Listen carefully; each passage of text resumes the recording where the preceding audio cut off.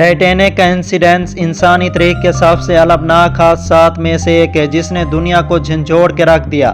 15 April 1912 کی رات دنیا کا سب سے بڑا اور جدید ترین بحری جہاز شمالی بحیرہ اوقیانوس میں ڈوب گیا، جس میں 1500 سے زائد لوگ ہلاک ہوئے۔ ٹائٹینک کو انسنکیبل قرار دیا گیا تھا، لیکن اس کے ساتھ کیا ہوا وہ آج تک ایک طرح کی مسٹری بن گیا ہے۔ اس انسیڈنٹ پر کئی تحقیقات اور مفروضے سامنے آئے، مگر حالیہ برسوں میں جدید ٹیکنالوجی اور نئے شواہد کی مدد سے کئی رازوں سے پردہ اٹھایا گیا ہے۔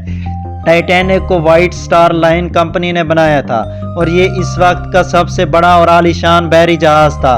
اسے انسنکیبل قرار دیا گیا تھا کیونکہ اس میں واٹر نائٹ کمپارٹمنٹس اور جدید سیفٹی فیچر شامل تھے۔ جہاز کی لمبائی 882 فٹ اور وزن تقریباً 46,328 ٹن تھا۔ یہ ایک 5 سٹار ہوٹل کی طرح تھا جس میں لگژری سہولیات موجود تھی، لیکن یہ دعویٰ کہ ٹائٹینک ڈوب نہیں سکتا شاید انسان کی اپنی غرور کا نتیجہ تھا۔ ٹائٹینک اپنی پہلی سفر کے دوران ساؤتھ ہیمپٹن سے نیو یارک جا رہا تھا۔ اس میں تقریباً 2224 مسافر تھے، جن میں امیر ترین لوگ، درمیانے طبقے کے افراد اور غریب مہاجرین شامل تھے۔ حادثے کی رات جہاز کو آئس برگ سے ٹکرانے کی وارننگ ملی تھی، لیکن جہاز کی رفتار کم نہیں کی گئی۔ رات 11:40 پر ٹائٹینک آئس برگ سے ٹکرا گیا اور اس کے نیچے کے کمپارٹمنٹس میں پانی بھرنا شروع ہو گیا۔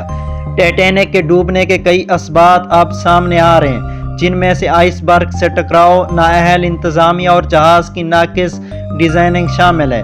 جدید ترین کچھ اضافی عوامل کو بھی اجاگر کرتی ہے۔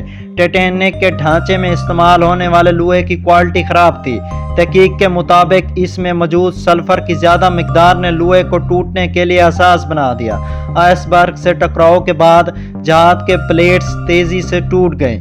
ٹائٹینک کے کپتان ایڈورڈ سمتھ کو ہدایت دی گئی تھی کہ وہ ریکارڈ توڑنے کے لیے جہاز کو تیز رفتاری سے چلائے۔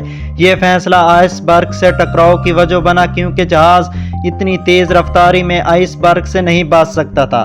واچ ٹاور پر موجود گارڈ کے پاس دوربین نہیں تھی جو آئس برگ کو وقت پر دیکھنے میں مددگار ثابت ہو سکتی تھی۔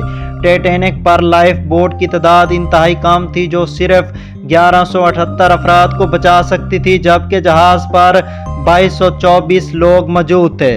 حالیہ تحقیق نے کئی نئے انکشافات کیے ہیں جو اس سانحے کے حل کے لیے ایک مسٹری کو واضح کرتے ہیں۔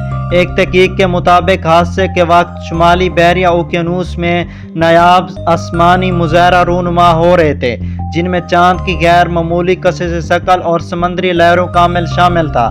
یہ مظاہر آئس برگ سے بچاؤ کو متاثر کر سکتے تھے۔ ٹائٹینک کی مواصلاتی ٹیم نے آئس برگ وارننگ کو سنجیدگی سے نہیں لیا۔ وائرلیس آپریٹر زیادہ تر پیغامات کو مسافروں کے لیے تفریحی مقاصد کے لیے استعمال کر رہے تھے۔ حالیہ تحقیق میں جہاز کے کوئلے کے ذخائر میں آگ لگنے کا انکشاف ہوا ہے، جو سفر سے پہلے شروع ہوئی تھی۔ یہ آگ دھات کو کمزور کر چکی تھی، جس سے آئس برگ سے ٹکر لگنے پر کافی زیادہ نقصان ہوا۔ ٹائٹینک کا سانحہ صرف قدرتی عوامل کا نتیجہ نہیں تھا بلکہ انسانی غلطیوں کا بھی۔